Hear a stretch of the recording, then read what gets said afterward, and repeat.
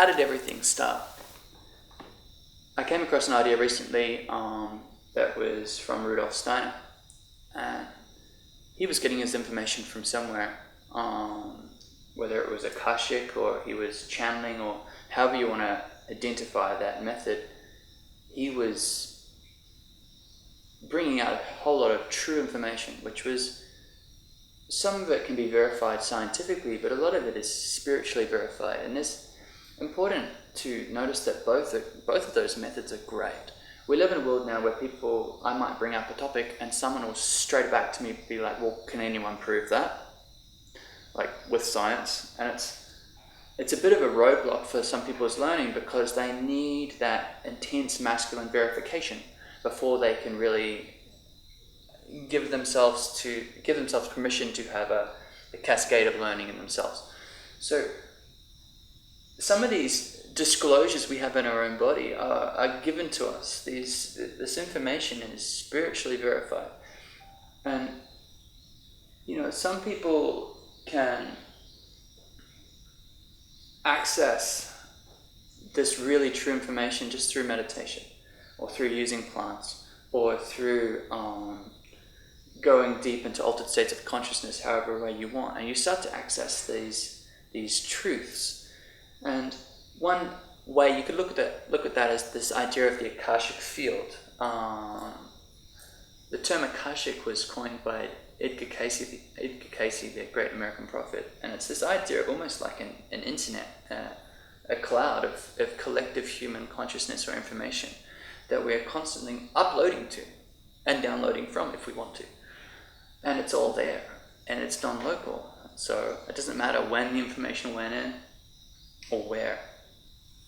So we can access that because we're all people. I'm not sure if it's just for humans or more than that. It doesn't really matter, but there's all this information floating up there that when we're thinking, we're all broadcasting.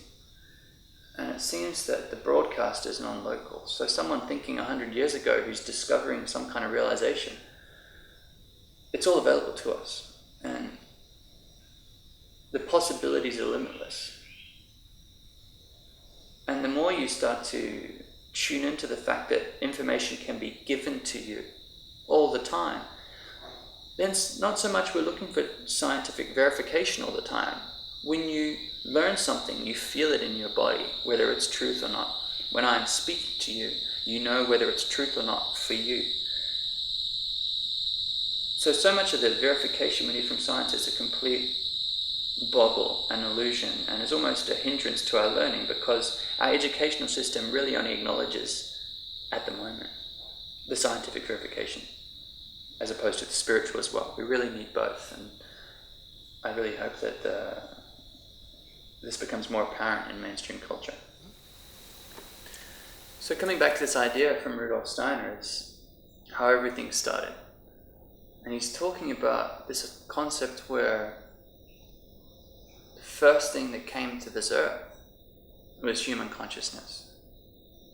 And from that human consciousness, everything came afterwards. And that's very interesting because that's supported completely by quantum physics. So Steiner was talking about how human consciousness came, and then the mineral kingdom got developed. The plant and animal kingdom got developed.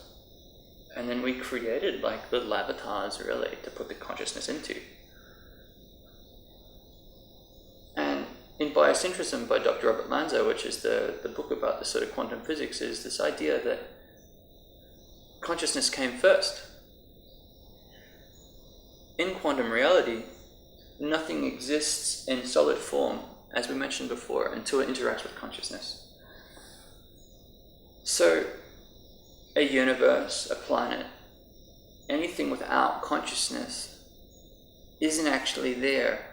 It's a wave of possibilities. So this backs up what Steiner's saying. You need consciousness first. And then consciousness maps out everything it needs to start to take physical form. There are hundreds of parameters in this universe in physics which are finely tuned for us to exist.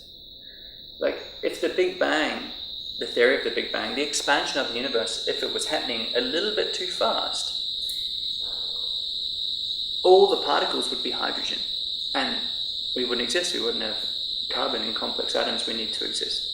So there's all these little things which are finely tuned just for us to hold together, just for us to be here. So it seems that consciousness has come in and tuned this reality for us to exist. There's also some very interesting work by Dr. Michael Newton out of California, and his books under the title Soul Journey, where he is regressing people in between lives, and he experiences these anomalies with his mainstream hypnosis, where when someone's in a past life and they die, he carries them through that process to see what happens next, and they end up spending time with a soul guide, like a principal teacher, and a soul group of people. And these are people they work with in between incarnations to try and work out what they're going to do in the next incarnation and create some sense of predestination with the negative outcomes that are going to happen to you in your next incarnation, to alleviate karma and lessons that you've brought along with you from past lives. But also in this process, in between lives, they start to learn how to make matter, how to make atoms, how to make complex, basic organisms, bacteria, and these sorts of things. So as they evolve as a spirit or as a soul, they learn how to make things. And that's very interesting when you tie it into the biocentrism, quantum physics, and to Rudolf Steiner stuff. There's these conscious beings, us, learning how to make matter. Interesting stuff. On that book's called Soul Journey. And then I talk about working with people's spirit. It's important to realize that our terminology for a lot of spiritual jargon is very convoluted. And the actual essence of what we're saying is in the resonance and intention of what we're saying. So getting caught up on terminology is definitely an egotistical roadblock to learning. So in that sense, the words soul and spirit could be interchangeable, and we can just keep moving forward. So much of our spiritual terminology is never taught to us because of the collapse of religious learning in our part of the world. We never get taught the meaning of these words. We don't really get taught at school.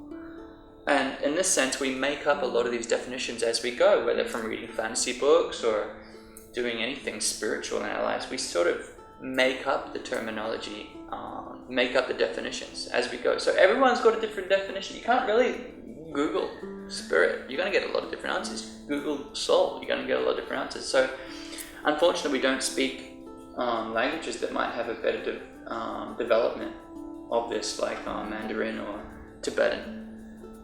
So our language is very cumbersome in that sense.